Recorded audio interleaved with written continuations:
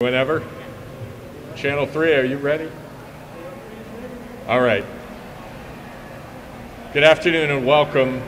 We're so pleased to have a very special guest and a stalwart friend of the Connecticut Science Center here today, and Senator Richard Blumenthal, to share some really timely, helpful, and important news that enables the Science Center to continue to tune our services to the current times, as changeable as they are, and to do so in a way not only that helps in the near term our community continue to be closer to science and be more aware of science and the importance of science, but also longer term to enable us as an institution to be able to really permanently and forevermore broaden our services, not only the experiences for which we're famous here at the Connecticut Science Center and across the state, but services online that will be among the best in their class that support families and students and schools.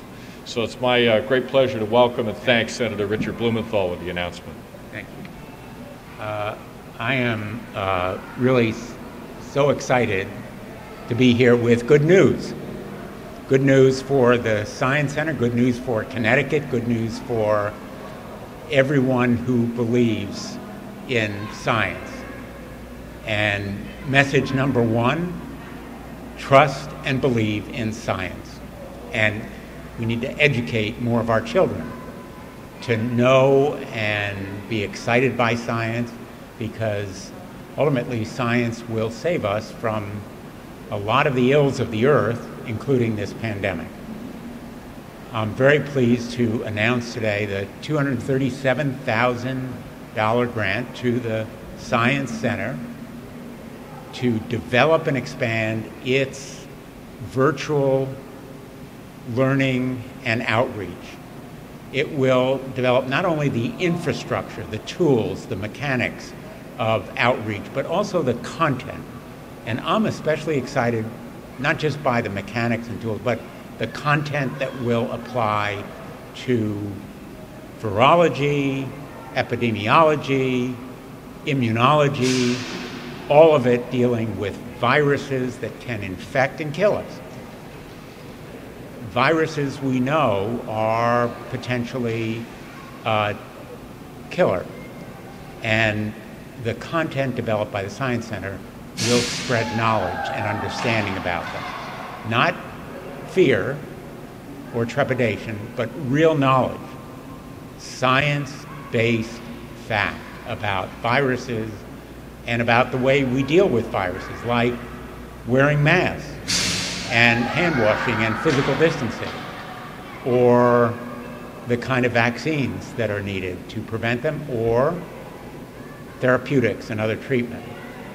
Science-based knowledge will help dispel the fears, but also make us smarter in the way that we protect ourselves, and may inspire young people to enter science, to develop more effective vaccines and therapeutics to deal with the menaces, not just this pandemic, but the future threats to our health and the knowledge we need to overcome those threats.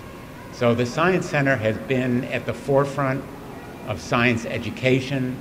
It is a way that young people experience hands-on the kinds of devices that power science and demonstrate its reach.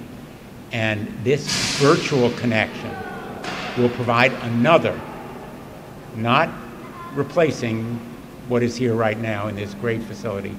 It will provide another means of connecting to young people and drawing them to this facility, not as a replacement for the facility, but as an added enhancement. The virtual and remote connections will, in fact, expand the reach of the Science Center and provide an additional draw to get them here. But most important, to inspire the interest, to excite young people, to open minds, to develop the exciting horizons and visions and dreams people will have as a result of the internet and virtual connections that will be here. So congratulations to the Science Center on this grant. It comes from the federal government. The museum and library Institute of Museum and Library Services, which almost was defunded. We had to fight hard to make sure that museums and libraries are, in fact, supported by the federal government. It's part of who we are in Connecticut. Our museums and libraries are part of the cultural and artistic DNA that we so prize in Connecticut.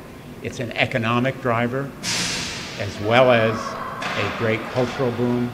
So I'm really pleased to be here today, and thank you to the Science Center for having me.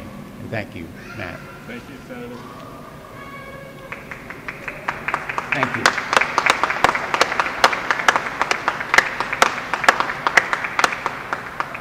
Any questions? All set.